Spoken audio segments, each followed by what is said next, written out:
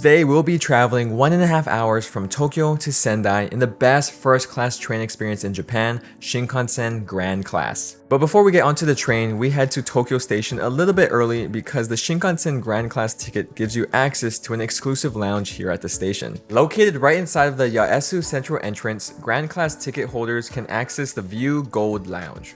I haven't seen too many people talk about this online, but yes, you get access to this lounge for free with the Gran class ticket, and it provides a great place to sit back and relax and kind of get away from the hustle and bustle that is the Tokyo Station. You can order juice, water, coffee, tea, and you get some snacks, again, all for free. But let's start heading over to the platform because I want to get there before the Shinkansen arrives.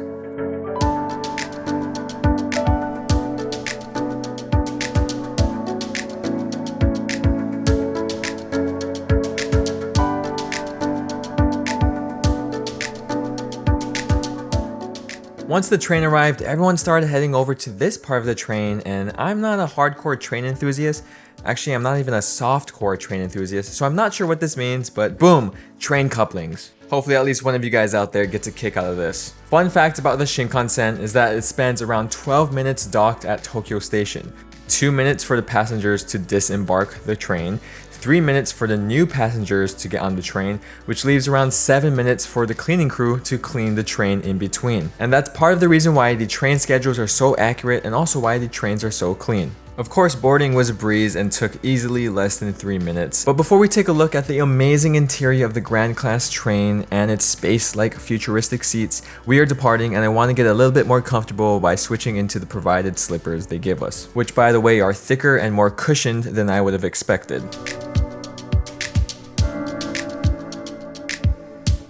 Soon after departure, everyone in Gran class was given a welcome kit.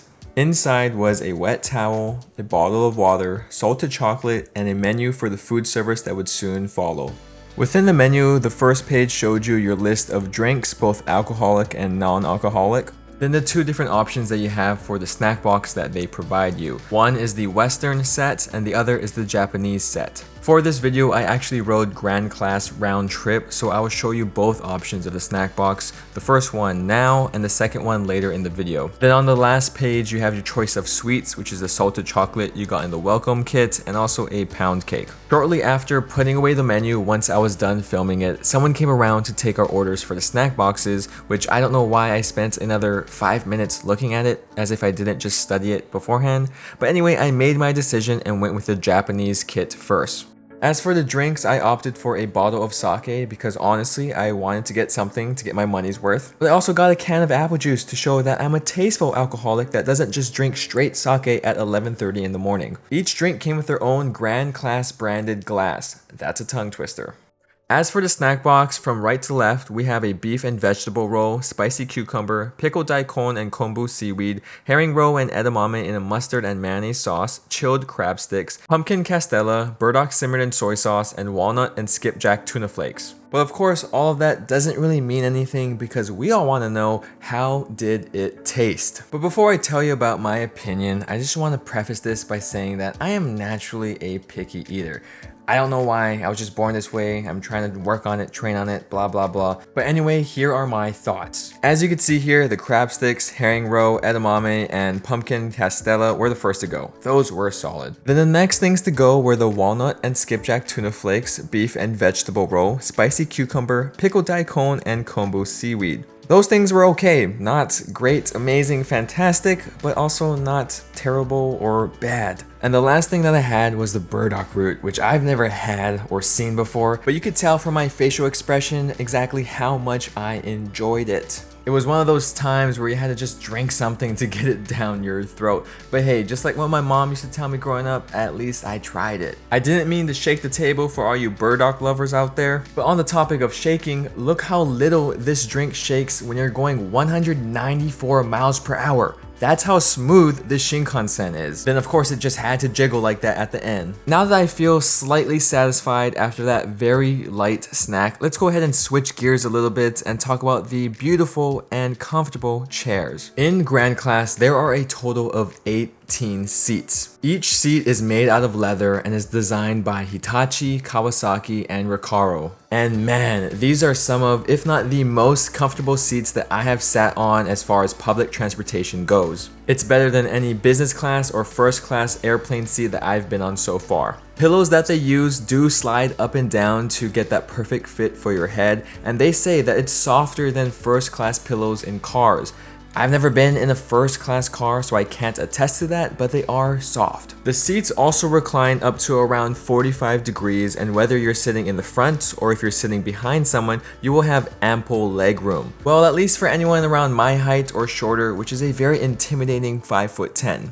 Speaking of room, you have lots of room to store your bags, whether that's in the overhead bins where the supplied blankets are also available, or behind your chair if you're sitting at the end of the row. Moving on to the other parts of the seats, you also have this cocktail tray that opens up, or if you're feeling a little extra, you could store your phone on there and it'll have lots of legroom just like you. And right below that mini tray, you have the full-length, full-size dinner tray or snack tray where you can enjoy your delicious burdock root. And just to the right of your seat, be careful, don't poke your eye out, but you have your personal desk light. Alongside the window, you have a coat hanger, and for the window itself, you have a window shade. And just like that, 1.5 hours went by and we were in Sendai for a quick pit stop before we head back to Tokyo in Gran class, and I could show you the Western food snack box and also the Gran class restrooms.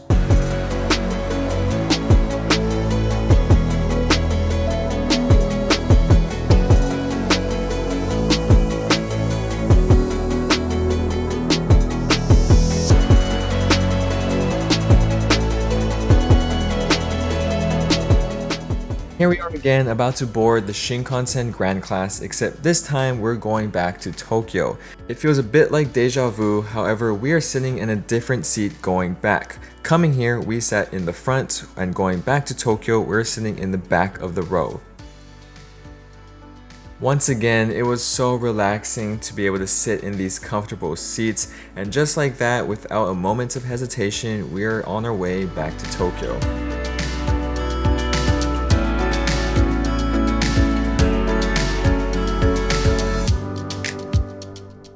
Just like clockwork, another lady came around with the welcome kits, but we're just gonna fast forward to ordering the Western snack box. This is the Western snack box that comes in a white box, and of course I had to get another apple juice, but this time I had to pass on the sake. Side note, most of the apple juices in Japan are so delicious, so if you ever have the chance to, please order an apple juice and try it for yourself. Starting from left to right, we have a squid and French bean tartare, Hokkaido autumn salmon and Fukui rice risotto, Yamagata egoma park ragu and mashed sweet potato, and lastly a sweet bean butter tart.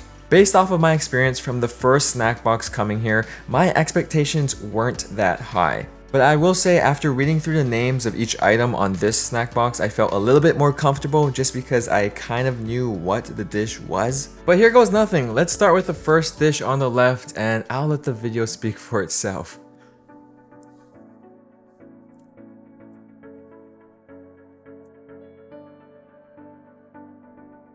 And if you couldn't tell from that, basically, I did not like it.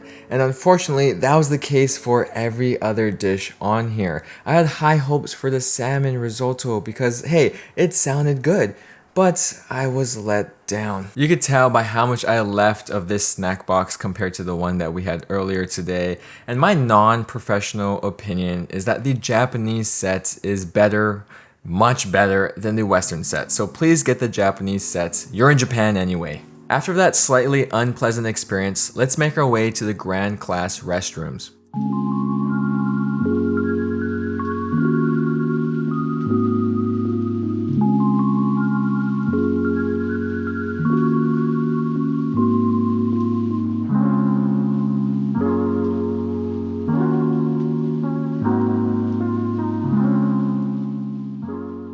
Just outside of the bathrooms, there is a hand washing station with an automatic soap dispenser, sink, and hand dryer. But even if you ran out of free bottled water, free sake, or free apple juice, do not be tempted to drink this water. As for the bathrooms themselves, there are two available, and this one is the bigger one of the two. I think this is the handicap accessible bathroom just because of how large it is and also because of the automatic closing and opening door that comes with it. Of course, you have other cool features as well, and this is Japan we're talking about, so it's an essential to have the full array of bidet controls. There's also some helpful instructions in case you are intimidated by the size of this bathroom and forget how to use the toilet. There's a sink conveniently located right next to the toilet so you can clean your bowels and clean your hands without standing up. Or if you're someone that prefers the more classical approach, there's a sink in the corner as well, with another friendly reminder to quench your thirst elsewhere.